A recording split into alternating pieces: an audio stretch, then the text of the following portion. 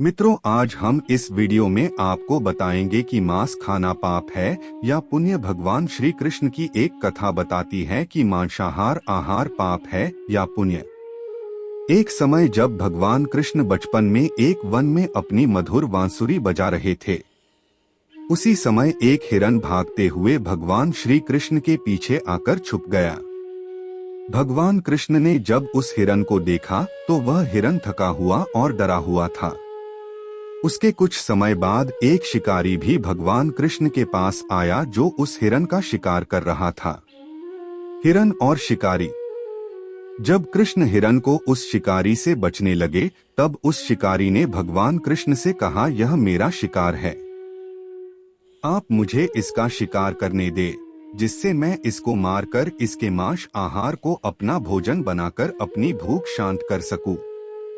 तब भगवान कृष्ण ने उसको रोकते हुए उस शिकारी से कहा कि तुम क्यों किसी असहाय जीव को मारकर उसको खाना चाहते हो? क्या तुम्हारे पास अपना पेट भरने के लिए कोई और साधन नहीं? इस वन में तरह तरह के फल वृक्षों पर लगे हैं, उनको खाकर भी तुम अपनी भूख शांत कर सकते हो, जिससे एक जीव की हत्या भी नहीं होगी और तुम्हारा पेट भी भर जाएगा। क्या तुमको पता नहीं कि जीव हत्या पाप है? यह सब सुन शिकारी कृष्ण से बोला, मैं तुम्हारी तरह ज्ञानी नहीं हूँ, लेकिन यह जानता हूँ कि यदि मैं इस हिरन को मारूंगा तो यह हिरन अपनी पशु योनि के जन्म से मुक्त हो जाएगा। मैं इस हिरन को मारकर इस हिरन को पशु योनि से मुक्त कर रहा हूँ तो मुझे पाप नहीं लगेगा। भगवान कृष्ण ने कहा, तुमको ये अधिकार किसने दिया कि तुम जिस जीव को मारोगे वह उस योनि से मुक्त हो जाएगा? शिकारी को सही या गलत का ज्ञान नहीं था। तब भगवान कृष्ण ने शिकारी के सामने एक शर्त रखी। उन्होंने शिकारी से कहा कि तुम मेरी एक कथा सुनो, उसके बाद तुम इस हिरन का वध कर सकते हो। शिकारी ने सोचा, चलो कथा सुन लेते हैं, जिससे उसका मनोरंजन भी हो जाएगा और उसके बाद में वह हिरन का वध भी कर लेगा। भगवान कृष्ण ने शिकारी को कथा सुनना शुरू किया। उन्होंने बताया, प्राचीन समय में मगध के एक राजा के राज्य में बारिश न होने की वजह से घोर सूखा पड़ा, जिससे राज्य में उस वर्ष कोई भी फसल नहीं हुई, जिससे राज्य में खाद्य सामग्री की बहुत कमी हो गई। राजा ने सोचा, अगर खाद्य सामग्री की कमी को पूरा नहीं किया गया तो प्रजा भूखी मरने लगेगी। राज्य के खाद्य भंडार भी इस कमी को पूरा नहीं कर सकते थे। खाद्य सामग्री की समस्या का हल। तब राजा ने इस समस्या के हल के लिए एक सभा बुलाई। इस सभा में राज्य के महामंत्री के साथ 7 प्रमुख सामंत भी आए। राजा ने राज्य की प्रजा के भोजन की व्यवस्था को हल के लिए सबसे अपने विचार रखने को कहा। उस सभा में एक सामंत ने राजा के सामने एक उपाय रखा। सामंत ने कहा कि एक विधि है, यदि राज्य की प्रजा जीवों को मारकर उनके मांस आहार का इस्तेमाल भोजन के रूप में करे तो इसका हल हो जाएगा।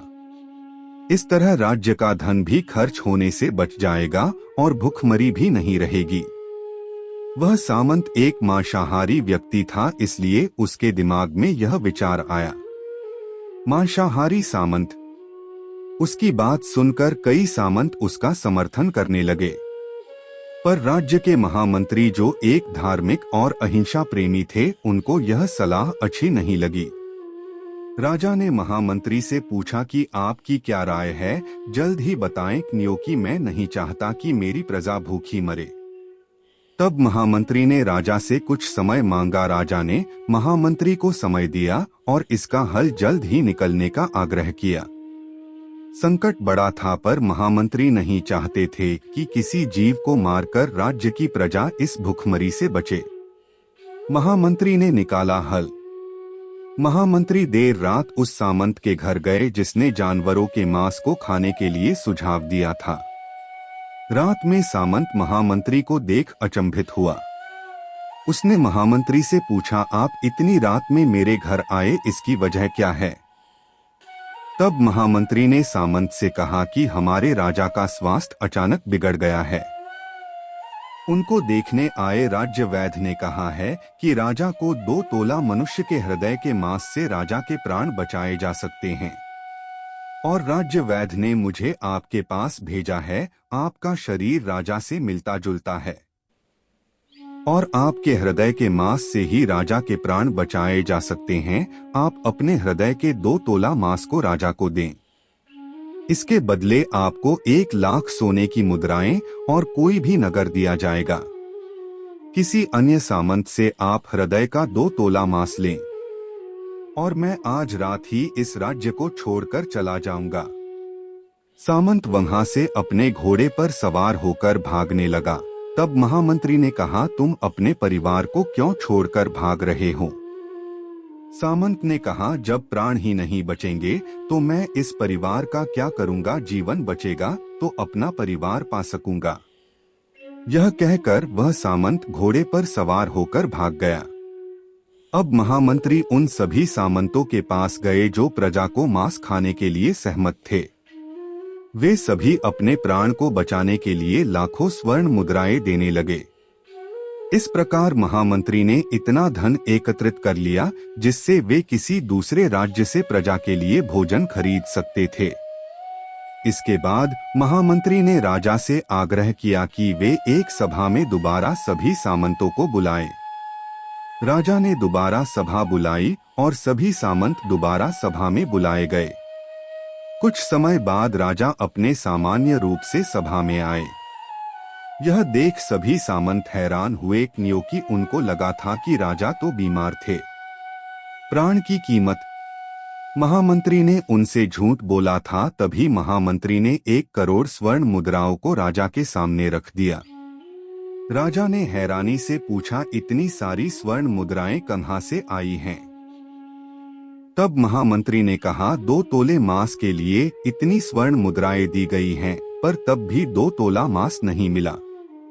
राज्य के सभी सामंतों ने अपनी जान बचाने के लिए ये स्वर्ण मुद्राएं दी हैं। अब आप यह समझ सकते हैं कि मांस आहार की कीमत कितनी है। राजा को सारी बात समझ आ गई। अब इस धन को प्रजा के भोजन की कमी को पूरा करने के लिए इस्तेमाल किया गया। राज्य की प्रजा इस बुरे समय में भी इस धन की वजह से अपना भोजन जुटाने में समर्थ रहे। उन्होंने इस धन से शाकाहारी फसल और सब्जियां उगाई और वह बुरा समय गुजर गया।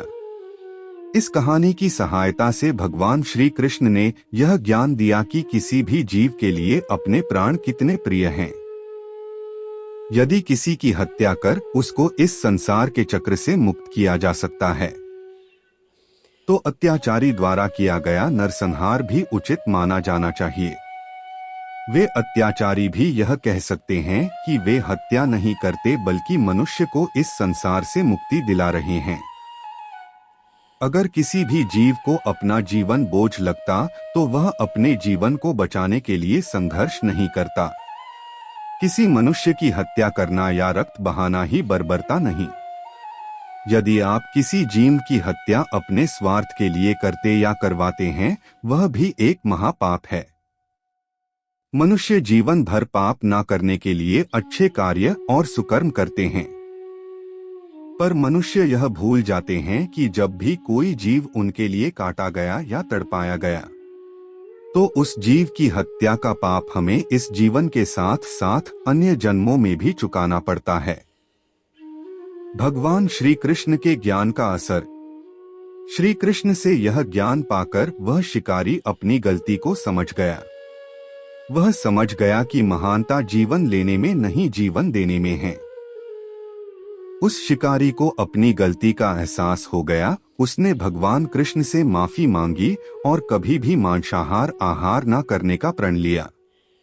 मित्रों, वीडियो अच्छा लगा हो तो वीडियो को लाइक करें और चैनल को सब्सक्राइब करें और ज्यादा से ज्यादा वीडियो शेयर करें।